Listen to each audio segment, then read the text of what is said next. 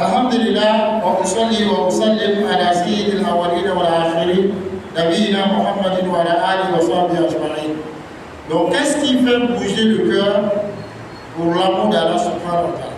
Qu'est-ce qui peut faire que le cœur va aimer Allah?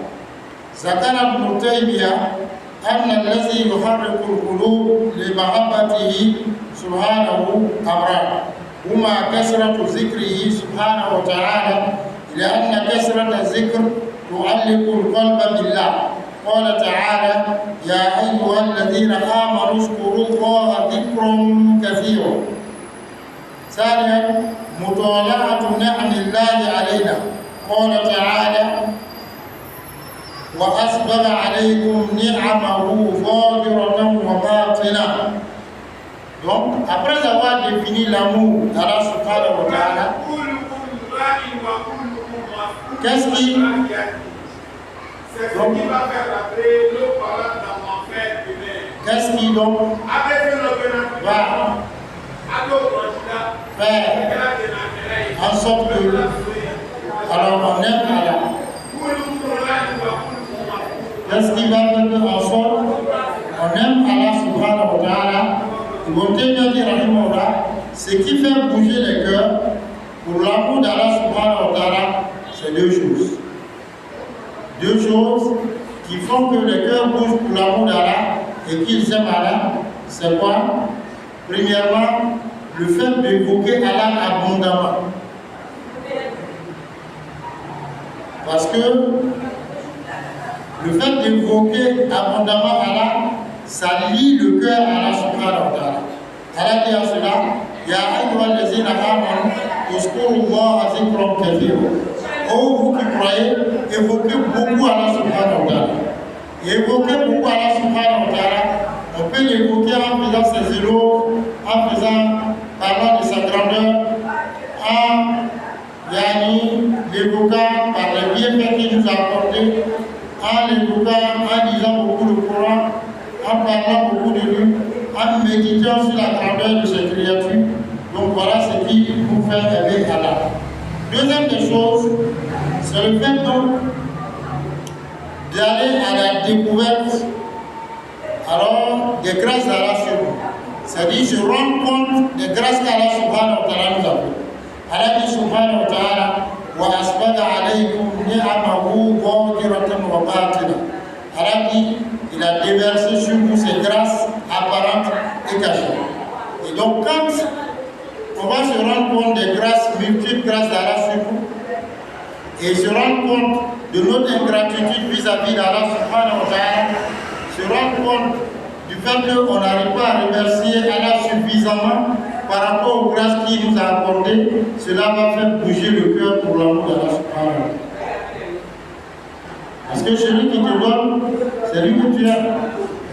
Donc si on pense, on se rend compte des grâces qu'Allah subhanahu wa ta'ala nous fait, donc à ce moment, on va avoir de la honte vis-à-vis d'Allah subhanahu wa ta'ala, parce qu'on est reconnaissant envers nous, parce qu'on est grand envers nous, parce que ce que Allah représente, nous, on ne l'a pas, c'est-à-dire on ne peut pas l'adorer de la façon qui va nous rendre satisfaits de nous.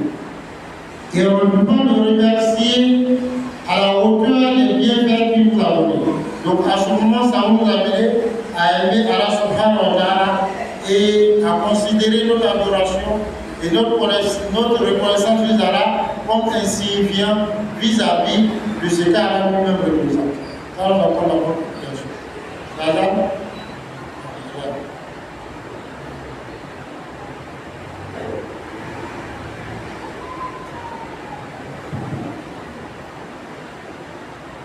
الله أكبر الله أكبر الله أكبر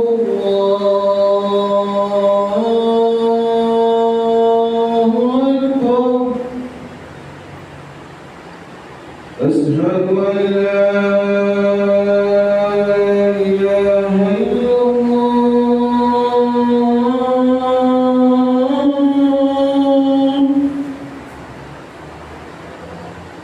أشهد أن لا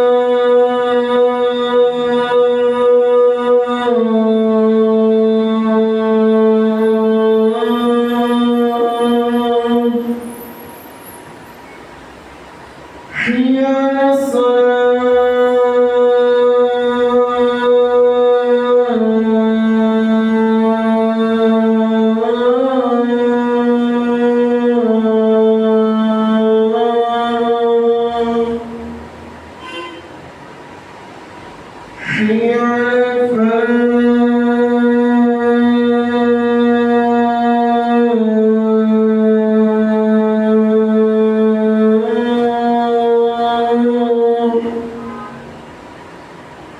حي على الفلاح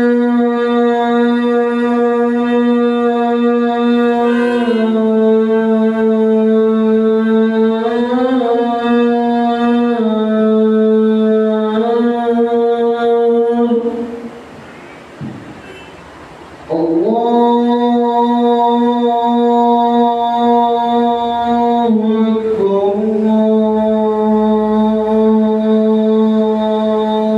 الله أكبر لا إله إلا الله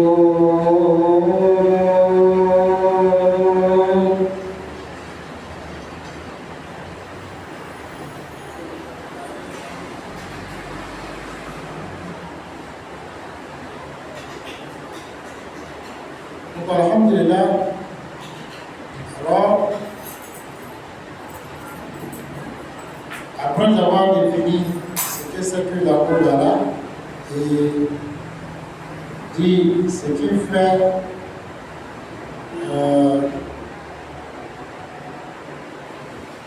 que le cœur donc bouge pour l'amour d'Allah, on arrive à un troisième point qu'on appelle Aqsam al-Mahabba, c'est la classification de l'amour.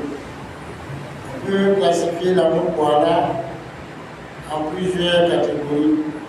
Donc, c'est dans le livre, l'auteur va classifier en deux catégories. Il dit qu'en Qasmul Mahabba ila qismayn. Huma mahabbatul ama wa hiya mahabbatul walid li waladihi wal jari lit-ta'am wa hiya jaiza.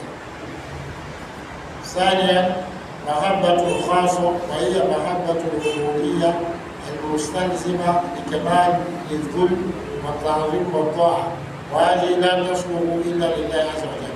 قال تعالى: قل إن كنتم تحبون الله فاتبعوني يحببكم الله ويغفر لكم ذنوبكم.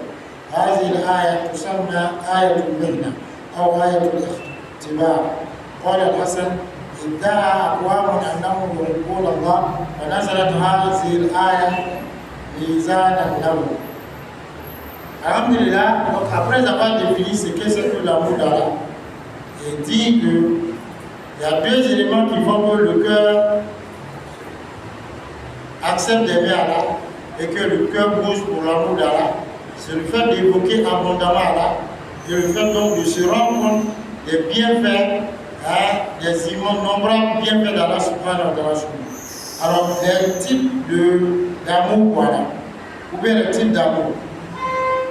Il y a l'amour qu'on dit général, comme le fait pour un enfant d'aimer son père ou un père pour aimer son enfant.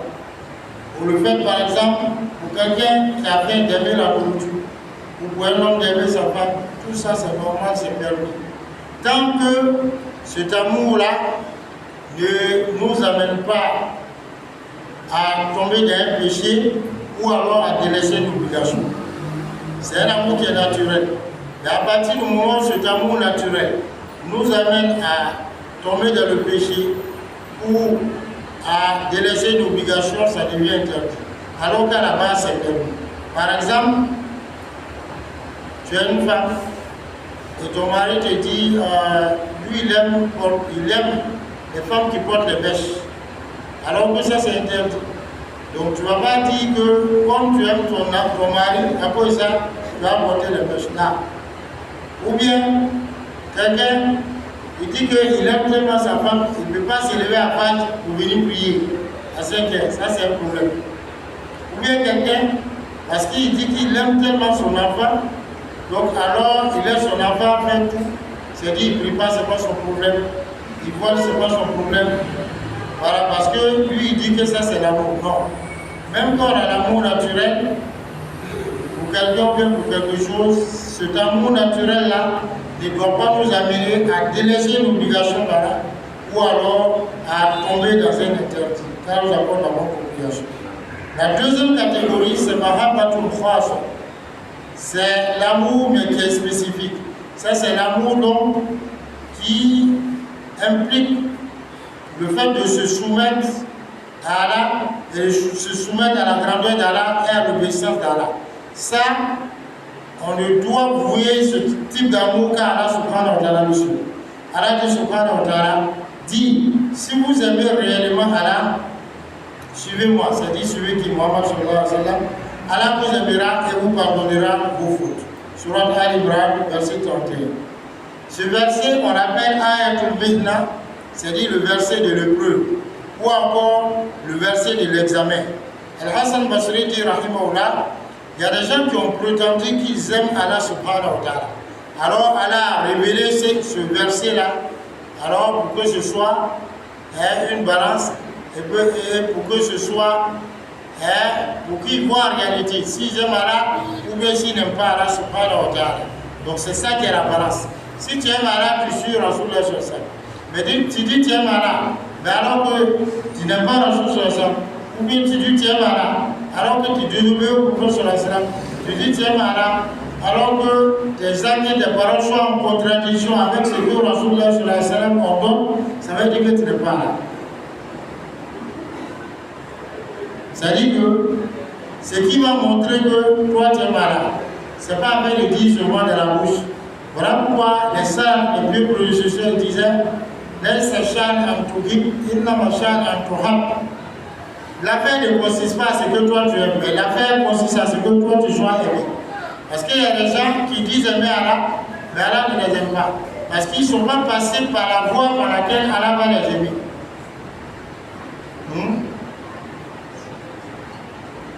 Comme ce que le poète dit, comment tu peux prétendre aimer quelqu'un alors que tu aimes ses ennemis? C'est-à-dire, quelqu'un va dire qu'il aime Allah, mais tout ce qu'Allah subhanahu wa ta'ala interdit, lui il aime ça. C'est qu'il n'aime pas Allah. Ou bien, il dit qu'il aime Allah, tout ce qu'Allah a ordonné, lui ne fait rien de tout ça. Est-ce qu'il aime Allah? Donc ça, c'est une parole qui dit qu'il y a besoin de preuve. Donc la preuve pour dire qu'on aime Allah, c'est le suivi du prophète sallallahu alayhi wa sallam. Dans sa croyance, dans son adoration, dans son comportement, dans ses façons de faire, dans la science, comment donc il apprend, comment il la pratique, dans tout. Donc, si tu veux savoir si tu aimes Allah, il faut regarder comment ta vie est par rapport à ce que Rasulullah sallallahu alayhi wa sallam, par rapport à ce que Allah a décrit de lui. Parce que Rasulullah sallallahu alayhi wa sallam, Allah a dit de lui, wa innaka la'ala khuluqin azim, ay ala dinin azim. Tu es doté d'une grande religiosité, tu es doté d'une noblesse de caractère. Aïcha radhiyallahu anha, quand ils ont demandé à Rasulullah, Aïcha radhiyallahu anha, quel était le comportement de Rasulullah sallallahu alayhi wa sallam, elle dit son comportement c'était le Coran. Donc tu ne dois pas dire que tu es malade alors que tu as un comportement tortueux vis-à-vis de ta femme, de tes enfants, de tes voisins, de tes collaborateurs de travail, de ton entourage, il y a un problème. Tu dis que tu es malade alors que dans ta façon de parler, tu n'apprends pas à parler comme Rasulullah sallallahu alayhi wa sallam, comme il avait dit de bonne parole quand il dit sallallahu alayhi wa sallam que celui qui croit à Allah et au jour dernier dise bien ou qu'il se taise. Tu ne peux pas dire que tu aimes Allah alors que tu ne ressens pas Rasulullah sallallahu alayhi wa sallam. Lorsque Rasul dit sallallahu alayhi wa sallam, il fait partie du bel islam de l'homme de ne pas s'occuper de ce qui ne le regarde pas. Quand il dit de ne pas s'occuper de ce qui ne le regarde pas, c'est-à-dire que ce gars-là a ordonné, il fait ça. Ce qu'il a interdit, tu dirais ça. Mais ta bouche est dans tout. Ou bien tes yeux regardent tout. Ou bien tes oreilles écoutent tout. Donc ça veut dire qu'il y a un problème. Donc, nous on doit mesurer. Tu ne peux pas dire que tu es malade et puis tu n'adores pas, tu ne sais pas de conformer tes adorations à ce que Rasulullah sallallahu alayhi wa sallam fait. Rasul dit sallallahu alayhi wa sallam, priez comme vous m'avez prié. Mais toi tu pries en avion par terre. Tu pries en dehors de couche. Tu pries, tu ne complètes pas les recours, les sujouds. Et tu dis que tu es malade. Il y a un problème. Rasul dit sallallahu alayhi wa sallam, prenez de moi votre façon de faire le hajj. Et toi, tu fais à la je m'en fous. Rasoul dit sallallahu alayhi wa sallam, les croyants qui ont la foi la plus complète, ce sont ceux-là qui sont les yani, qui ont le comportement le plus complet. Les meilleurs d'entre nous sont ceux qui sont meilleurs avec les épouses. Je suis parmi vous celui qui est le plus meilleur avec son épouse. Donc comment nous on est par rapport à cela, c'est ça qu'il faut regarder. Rasoul dit sallallahu alayhi wa sallam, je suis parmi vous celui qui craint le plus Allah, celui qui connaît le mieux Allah et qui craint le plus Allah. Donc nous aussi on doit chercher à mieux connaître Allah et à mieux craindre Allah subhanahu wa ta'ala pour qu'on se rapproche de la voie de Rasulullah sallallahu alayhi wa sallam et qu'on soit aidé par Allah subhanahu wa ta'ala. C'est vrai. Quand nous avons des bonnes conclusions. Inch'Allah, donc on a défini c'est quoi l'amour d'Allah.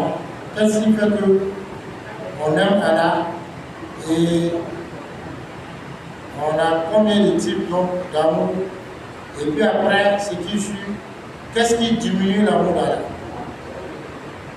Donc Inch'Allah, la prochaine fois on va voir ça et puis les signes pour dire que le serviteur aime son Seigneur. Inch'Allah on va voir ça. Alors on va voir la conclusion. على المسلمين ربنا اتنا في الدنيا حسنه وفي الاخره حسنه وقنا عذاب النار وصلى الله تعالى على النبي الكريم.